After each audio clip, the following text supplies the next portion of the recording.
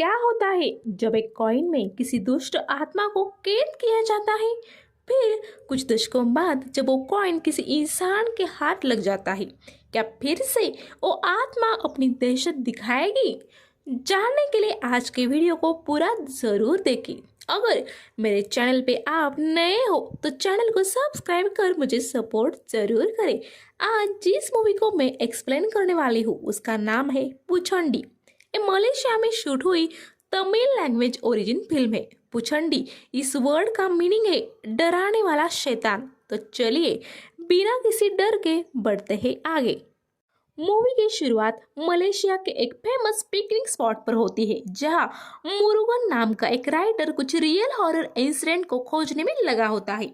कई लोगों के रियल लाइफ एक्सपीरियंस सुनने के बाद वो शंकर नाम के एक आदमी से मिलकर उसका एक्सपीरियंस जानने लगता है। ये हकीकत शंकर के यंग एज की थी जब वो मलेशिया शिफ्ट हुआ था। वो यहाँ उसका एक दोस्त अम्बू के साथ रहता था।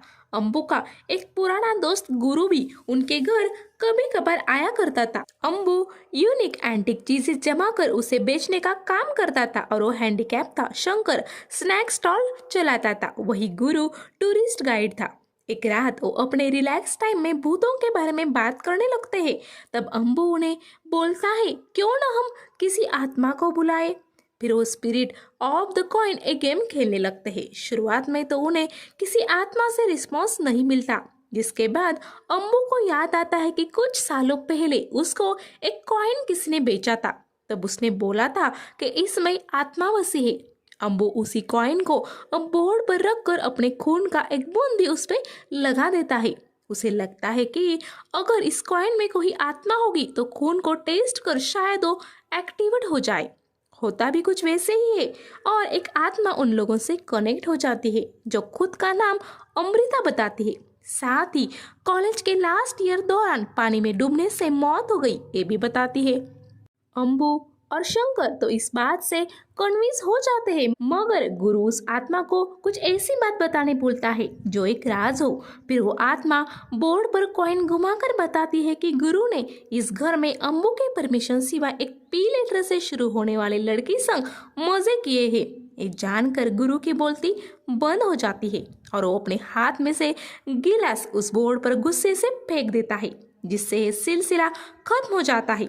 अगले दिन गुरु सोशल साइट्स और इंटरनेट से अमृता नाम की लड़कियों की डिटेल्स चेक करता है, जिसमें उसे एक लड़की दिखती है जो वहीं के एक यूनिवर्सिटी में पढ़ती थी। साथ ही और लड़की उस यूनिवर्सिटी के वेबसाइट पे पब्लिश ग्रेजुएट स्टूडेंट्स की फोटोज में भी नहीं होती, जिससे बात कंफर्म होती है कि कल रात वाली आत्मा शायद सच बोल रही थी। उस रात अम्बू और शंकर के काम से लौटने के बाद गुरु उन्हें फिर से उस सोल से इंटरेक्ट करने बोलता है। वो सोल फिर से आने पर गुरु उसे फोटोज दिखाकर पूछता है, क्या ये तुम हो? जिस पर वो आत्मा हाँ ए बोर्ड पर जवाब देती है। फिर वो उसे पूछते हैं, तुम कहाँ डूब के मर गई थी? जिस पर वो एक अननोन रिवर ऐसा बताती है। फिर वो लोग पूछते हैं, तुम्हारी सोल अभी भी क्यों भटक रही है? तो वो सोल बताती है, मुझे बदला लेना है। इसके बाद शंकर उन लोगों को बोलता है, ये सब फालतू सवाल करके टाइम वेस्ट करने से अच्छा हम इसे अगले वीक के बम्पर टोटो लॉटरी का विनिंग कूपन पूछ लेते हैं। एटलीस्ट हमारी कड़की तो कम हो जाएगी। फिर जब वो उस सोल से लॉटरी के बारे में पूछते हैं तब वो बताती है, ओ तो मैं बता दूंगी, मगर तुम लोगों को भी मेरे लिए एक 2 पैरों वाला जानवर लाना होगा। उस सोल को शायद मीट खाना होगा, इस सोचकर शंकर तुरंत चलेगा ऐसा बोल देता है, मगर गुरु उसे समझाता है कि रुक जा, बिना सोचे समझे कुछ भी कमेंट मत करना, ये सोल हमसे कुछ भी करवा सकती है। तब अचानक से उस बोर्ड पर कॉइन तेजी से घूमने लगता है और उस सोल बताती है, ए गुरु, तुम्हें क्या लगता है तुम तुम्हारे दोस्त को ऐसे वार्न करके बच जाओगे? तुम्हारे थोपन और चौकन में तुम्हें बचा नहीं सकते। ये बात अम्बू और शंकर को तो बाउंसर जाती है, मगर गुरु उस आत्मा का इशारा समझ जाता है और वहां से निकल जाता है। अगले दिन गुरु का कुछ अता पता न लगने की वजह से उसके दोस्त टेंशन में आते हैं और उसे ढूंढने शंकर चला जाता है। उसे वो एक बार में काफी टेंशन में दिखता है। उससे रीजन पूछने पर वो बताता है, अगर तुम लोग चाहते हो कि मैं तुम्हारे साथ चलूं तो मुझसे वादा करो कि आज के बाद तुम उस आत्मा से कनेक्ट नहीं करोगे। शंकर उसे समझाता है कि वो लॉटरी का कूपन बताकर हमारी बड़ी हेल्प करने वाली है। तब गुरु गुस्सा होकर उसे एक लड़के के बाल उसे दिखाता है। फिर हमें फ्लैशबैक में दिखाया जाता है कि पिछली रात गुरु के पास कोई आत्मा आई थी और उसे बीच में मत आ ऐसा बोल रही थी। फिर गुरु बोलता है कि मदुराई में थोप्पन और चौक्कन इस नाम से श्री गणेश और श्री महादेव इनको सदियों पहले जाना जाता था।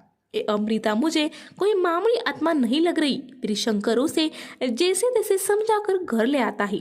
घर आकर और जब तीनों इस बारे में डिस्कस करते हैं तब वो इस कंक्लूजन पर आते हैं कि हम उस आत्मा को आज फिर कांटेक्ट कर हमसे सब नहीं होगा, सॉरी फॉर डिस्टर्बिंग यू ऐसा बोल देते हैं। फिर वो पूरा सेटअप कर उस आत्मा से कनेक्ट होते हैं। तब वो आत्मा उनको 2 पैर वाला जानवर किधर है ये पूछने लगती है। इन तीनों की बात बिना सुने वो बस जानवर के बारे में बोलने लगती है, जो देखकर गुरु काफी भड़क जाता है और वो उस बोर्ड और कॉइन को घर से बाहर फेंक देता है। अगली सुबह जब वो सब उठते हैं तब वहाँ एक भयानक घटना घटी होती है। टॉयलेट में गुरु की लाश पड़ी होती है जिसे काफी बेरहमी से मारा गया था। साथ ही उसके हाथ में वो कॉइन भी होता है जिसे उसने ही कल रात बाहर फेंका था। इसी सीन के साथ हम प्रेजेंट में आ जाते हैं और शंकर से मुरुगन पूछता है कि अब वो कॉइन कहाँ है। शंकर कुछ भी नहीं बोलता मगर मुरुगन उसे कुछ पैसे देता है, जिसके बाद शंकर और मुरुगन उसी जगह आ जाते हैं जहां गुरु की मौत हुई थी। वो कॉइन आज भी वही पड़ा था। उसे देखने के बाद मुरुगन को भी समझ में आता है कि ये काफी पुराना है और इसका राज तो जानना ही होगा। वो लोग अम्बू के पास जाते हैं जहां अम्बू उनका रिकॉर्ड्स चेक कर बताता है कि एक कॉइन उसे किसी दीपक नाम के लड़के ने 2010 में बेचा था। तभी शंकर उसे बताता है कि यार गुरु ने जो अमृता के फोटोज हमें दिखाए थे वो भी किसी दीपक नाम के इंसान ने सोशल साइट्स पे 2010 में अपलोड किए थे। ऊपर से उस यूनिवर्सिटी के ग्रेजुएट स्टूडेंट्स के 2010 के बैच में ही अमृता की फोटो नहीं थी, मतलब वो भी उसी साल मर गई थी। इस सब एनालिसिस करने के बाद और रिकॉर्ड से मिले दीपक के एड्रेस पर जाने निकलते हैं। सबर के बीच मुरुगन उस कॉइन की फोटोज अपने डैडी को भी भेजता है क्योंकि एंटिक चीजों के बारे में वो भी काफी नॉलेज रखते थे। दीपक के घर जाकर जब वो उससे अमृता के बारे में पूछते हैं तब वो उन्हें बताता है कि आप लोग अंदर आ जाओ। अंदर जाकर ये लोग शॉक हो जाते हैं क्योंकि वहाँ अमृता बेटी होती है। ये नजारा देख वो दोस्त हड़बड़ा जाते हैं और दीपक से उस कॉइन की जानकारी पूछते हैं। तब उन्हें दीपक बताता है कि ये मेरी वाइफ अमृता है और इसके दिए इस कॉइन को मैंने तुम लोगों को बेचा था। फिर अमृता बताती है कि कॉलेज के दौरान उसे आर्कियोलॉजिस्ट में इंटरेस्ट लगने लगा था। उसने उसी स्टडी कोर्स में खुद को एनरोल कर लिया। एक दिन साइट विजिट दौरान उसे एक जगह खुदाई करते वक्त एक कॉइन मिल गया। उसे निकालते वक्त अमृता की खून की बूंद उस कॉइन पर गिर गई थी। वो कॉइन काफी पुराना और यूनिक था जिस वजह से अमृता छुपाकर उसे अपने हॉस्टल ले आई। उसके साथ कुछ अजीब घटनाएं घटने लगी, जैसे उसकी बुक्स अचानक गिर जाना, उसके कपड़े गायब होना, उसे रूम में कोई और भी है ऐसा लगना। कुछ दिनों बाद उसे अपने बदन पे नाखूनों के निशान भी दिखने लगे थे। अगले दिन जब वो फ्रूट मार्केट गई थी तब उसे एक तांत्रिक ने अपने पास बुलाकर बताया कि तुम्हारे पीछे कोई साया उन्होंने देखा, मगर अमृता उनकी बातों को सीरियसली लिए बिना वहां से चली गई। उसी रात उसके हाथ की उंगली से खून निकलने लगा था और वो नीचे को ही डरावना साया पी रहा था। ये उसे दिखाई दिया। ये देखकर वो जोर से चिल्लाई तब वो साया अचानक से गायब हो गया। फिर अमृता उसी तांत्रिक को जाकर मिलती है तब वो बताते हैं जरूर तुमने ऐसी कोई चीज अपने पास रखी होगी जो तुम्हारी न हो। तब अमृता उन्हें सब हकीकत बताती है। वो उस कॉइन को फौरन उसी जगह छोड़ आने बोलते हैं जहां से उसने ली थी। साथ ही वो एक अभिमंत्रित कुमकुम भी उसको देते हैं और उसे वो अपने साथ रखने बोलते हैं। हॉस्टल में आकर अमृता को उस साया का एहसास अपने रूम में होता है। वो बाथरूम में अपने आप को लॉक कर लेती है मगर उसे उधर वो साया दिखाई देता है जो दिखने में तो किसी दाढ़ी और मूंछ वाले बुजुर्ग आदमी जैसा था। इसी बीच वो मंत्रित कुमकुम उसके हाथ से नीचे गिर जाता है। वो साया उस कुमकुम को उठाकर अपने सिर पे लगाकर बोलता है मैं शिवाजी का भक्त हूँ और उन्होंने मुझे लौटने का आदेश दिया है। फिर वो साया अचानक से गायब हो जाता है। अगले ही दिन वो कॉइन अमृता अपने बॉयफ्रेंड दीपक को देकर उसे सारी हकीकत बताती है और उस कॉइन को उसी जगह छोड़ आने बताती है, मगर दीपक उस लोकेशन पर जाने के बजाय एक कॉइन अम्बू को बेच देता है। इस घटना के 6 साल बाद अम्बू उसे यूज करके फिर से उस आत्मा को जगा देता है और अब उन्होंने गुरु को भी खो दिया था। फिर अमृता उन्हें बताती है कि एक कॉइन उसे खद्दर इस जगह मिला था जो ईस्वीसन पूर्व 300 सदी में जमीन के नीचे दब गई थी। वहाँ लोहे का व्यापार चलता था और उस जमाने में वो जगह काफी रिच होती है। वहाँ पर एक नदी भी थी जो कई सालों बाद लुप्त हो गई। साथ ही चौक्कन नाम के देवता जो शिवाजी के ही रूप थे वो वहाँ पूजे जाते थे।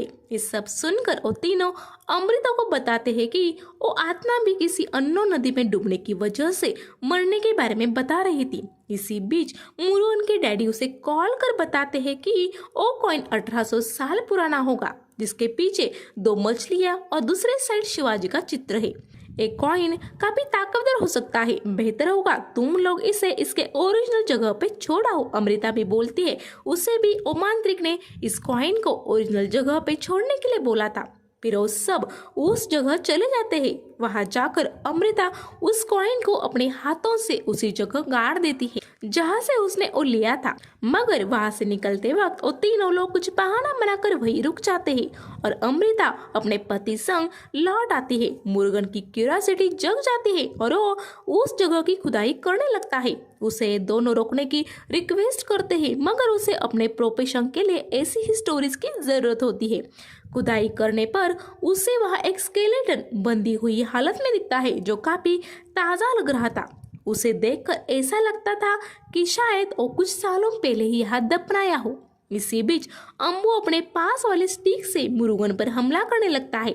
तब उसे शंकर पकड़ लेता है। मुरुगन पर हमले की वजह पूछने पर वो बताता है कि जब शंकर गुरु को ढूंढने के लिए बाहर में गया था तब उसने उस आत्मा से अकेले ही कनेक्ट किया था। उसने आत्मा को अपने पैरों में जान लाने की रिक्वेस्ट की थी।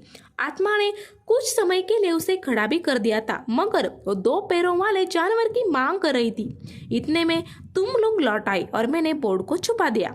शाम को जब गुरु ने गुस्सा होकर वो बोर्ड और कॉइन घर के बाहर फेंक दिया तब उसे अम्बू फिर से घर ले आया क्योंकि उसे अपने आप को नॉर्मल बनाना था। उस कॉइन को बाथरूम में ही छुपा रहा था कि तब गुरु वहां आ गया। अम्बू के हाथ में कॉइन देख उन दोनों में लड़ाई हो गई जो बाद में मारपीट पर चली गई। एक मोमेंट पर गुरु का बैलेंस जाकर उसका सर कमोड पर लगने की वजह से उसकी मौत हो गई थी। ये सुनने के बाद वो दोनों अम्बू को ही खूनी मान रहे थे मगर उसने बताया कि वो तो सिर्फ अपने आप को नॉर्मल बनाना चाहता था, वो किसी को भी तकलीफ नहीं देना चाहता था। वो आत्मा भी बोल रही थी कि तुम्हें 2 पैर वाले जानवर को लाना होगा, मैं उसे मारूंगी नहीं, बस उसके शरीर में घुसकर मेरा बदला पूरा करूंगी। आज तुम लोग इस कॉइन को इधर छोड़ रहे हो तो मुझे लग रहा है शायद मैं कभी अपने पैरों पर खड़ा नहीं हो पाऊंगा। इस सुनने के बाद अचानक से शंकर वहां पड़ा एक रॉड मुरुगन के सिर पर मारकर उसे बेहोश कर देता है। वो अम्बू से बोलता है क्यों न हम इसी जर्नलिस्ट को उस आत्मा को सौंप दे, तुम्हें अपने पैरों में जान भी मिल जाएगी और मैं लॉटरी का कूपन भी ले लूंगा।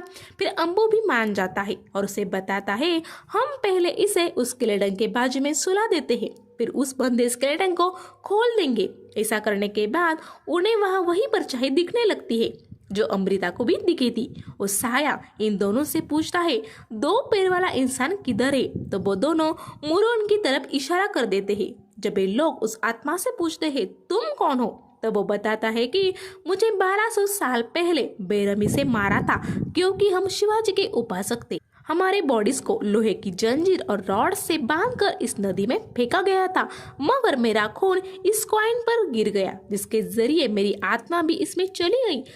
आज जाकर मुझे शरीर मिला है, अब मैं अपना बदला लूंगा। जब ये दोनों किससे बदला लोगे ये पूछते हैं तब वो आत्मा उन्हें बोलती है तुम अपने काम से काम रखो। फिर वो वही पड़ी मिट्टी शंकर के हाथ में देकर उसे बोलता है ए लो तुम्हारा लॉटरी का कूपन, जो देखकर शंकर खुश हो जाता है। फिर वो मिट्टी के ऊपर कुछ मंत्र मारकर उसे अम्बू के पैरों पे मल देता है जिससे अम्बू भी हंसकर अपने पैरों को उठाने लगता है। फिर वो आत्मा मजनू के बॉडी में एंटर करती है और लास्ट सीन में हम देखते हैं कि मजनू प्लेन से कहीं जा रहा होता है और उसके हाथ में वही कॉइन होता है। अभी आत्मा किससे बदला लेना चाहती है, ये जानने के लिए हमें इस मूवी के नेक्स्ट पार्ट का इंतजार करना होगा। फिल्म के एंड में एक पंडित हमें बताते हैं कि पुछंडी को हमेशा से शैतान मानते आए हैं, मगर पुछंडी एक कम्युनिटी के लोग थे जो शिव भक्त थे। एक समय में जब तमिल लोगों पर कुछ राजाओं ने आक्रमण किया, तब उन्होंने इन पुछंडियों को काफी बेरहमी से मार दिया, क्योंकि वो नहीं चाहते थे कि कोई शिवाजी की उपासना करे। इसी के साथ इस कहानी का दी एंड हो जाता है। आपको मेरा एक्सप्लेन कैसा लगे ये मुझे कमेंट कर जरूर बताएं। साथ ही आपके सजेशन, मूवी रिक्वेस्ट भी शेयर करना ना भूलें। अब वक्त है आपसे विदा लेने का। Good bye.